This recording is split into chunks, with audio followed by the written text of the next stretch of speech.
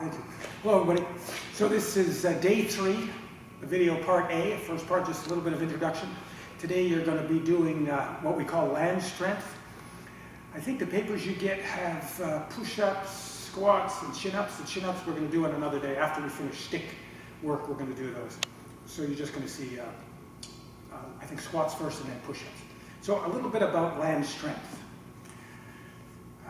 In my day, hardly anyone lifted weights. We also had a ton less injuries. Now it could be people were a little slower, not as big, that's possible. But my belief is, the other day we talked about nutrition. You are what you eat. You are how you exercise. So if there's only iron involved, then your muscles become like iron. So I told you the other day we talked about muscle quality. So muscle should be like jello. It should just float right off the bone. So when you move quickly, the tendons and ligaments don't have to take the brunt. The muscles become elastic so they can move fast. That's one of the reasons. So there was a Russian sprinter, Borzov, ran a 10-second 100-meter, 1972. That's fast, whether it's 2020 or 1972. 10-second 100-meter is fast. And he could squat 700 pounds to the ground. Also impressive. Even more impressive than a lot of guys today. But weights were only 7% of his training. So that's how you have to gauge it. So you may have clients that want to lift. So therefore you do it. But you squeeze in the other stuff at the same time. You make sure they use tubing. You make sure they use bands, that type of thing. And for yourself, again, gauge it the same way. If you're coaching a football team, then we need a little more on the weight category. If not, you may stay away quite a bit of the time. Right?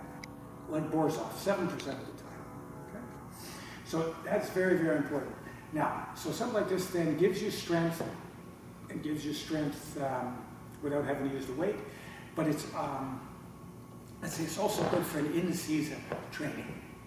So maybe the football team gets a little bit in the weight room during their season, but that's when you have, remember, in-season is special strength. Coming into the season is general strength, like conditioning and training, as we said in the last class. Now, therefore, you can gear some of these exercises exactly to the sport. You see them here, you can just alter them a little so you do exactly what the sport is. Okay, so let me give you important points of the day. So it's the strength day. So here you're going to see, number 1, strength with other qualities. So you have to have a strength balance day, you have to have a strength coordination day, you have to have a strength flexibility day, strength endurance, strength speed. That's what you can match with some of these exercises. Now you're going to see we have strength from different positions that move into different directions and incorporate different speeds. Okay? As we just talked about before, number 3, it improves muscle quality, so you become more of an elastic muscle. You can see when someone has good muscle quality, you can see in how they move, and you can see, or you can feel, it feels almost like Play-Doh, and it has that elastic look. Okay? And the 4th one, as I said, is great for in-season strength work. All right? Perfect. Now, before we stop, I do have these 5 warm-ups that I give my athletes. So I figured before some of these workouts, I'd give you a bonus, and we'll give you some of the warm-ups. And of course, do your same warm-up that you do some movements. This will add a little bit. Maybe you can do these before you do your movements. And it'll give you a little different look for sure. All right. So you can do a little bit of moving forward and backwards, a little light jog, that type of thing. The first one on warm-up number 1 is called Strelnikova breathing. So what you're going to, we'll do this more when we do the endurance day. So you're sniffing in. So we would like you to sniff up to 30 times. You may not be able to do it at the very beginning, but you sniff up to 30 times. And just as a reference of what can be done, there's a gentleman who works up at the ski mountain, Waterville Valley. He's a famous opera singer. He told me the other day he did 1,500 in a row, sniffs in. Very impressive. So that's the level. So when we're asking you to get 30, you can build up to 30 in no time. All right.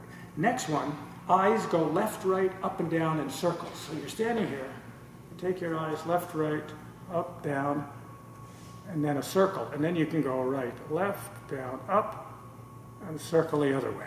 Okay, that's the way. Then we do clicking the teeth. And then we do jaw circles. So you'll hold the side, 3 one way, hold the other side, 3 the other. Test your flexibility in your hamstring after that. It's amazing. It releases the kind of the back of the body. Okay, now you're rubbing your head. So you can take your hands, you rub your hair back like that. Okay, you do that a couple times, 5 times or so. The meridian arms. So we're following the meridians down the arm. Meridians work this way. So I go down the inside, up the outside. Do that a few times on this side, a few times on the other. Okay, that will warm you up a little. Now we're going down to the ankles. So you're going to do a medial tilt. You're aiming for just inside the ankle bone, and then you do a lateral tilt lower outside of the ankle bone. Medial, do a couple there, and then come here and do as many as you feel like you need to warm up. Knee circles. Hips stay straight ahead. Make a full circle, walk it out. Try not to twist so much here. You're going to try one leg, the other leg, but just start for now, both legs right there. Okay, now we're going on to hip circles. You're just going to hold your leg up front, and you're going to do, you can do any size circle you like, but you do just a couple in each direction. Thank you. Pelvis circles. So, we've been talking about the pelvis and awareness. This is one exercise we should have added into that class. You know that's straight, you know that's bad, underneath is too bad. So, you go back, side, under, side. And you get the bigger range of motion as you can. It loosens you up, so you end up standing in alignment. And again, for those that don't have it, it gives them a good awareness. Thank you. Now, thoracic front back glide. It's FB is front back.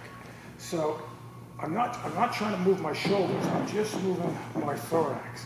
So you can put your hand on your sternum. I pull it in. I push it out. Pull it in. Push it out. All right. Almost there.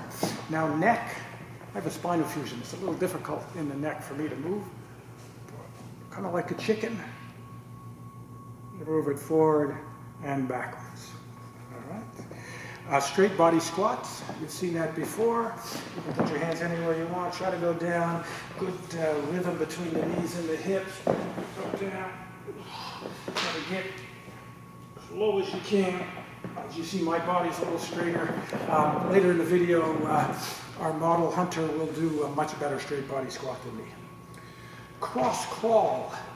Opposite hand, opposite leg. We do about 10 of those, 5 each side.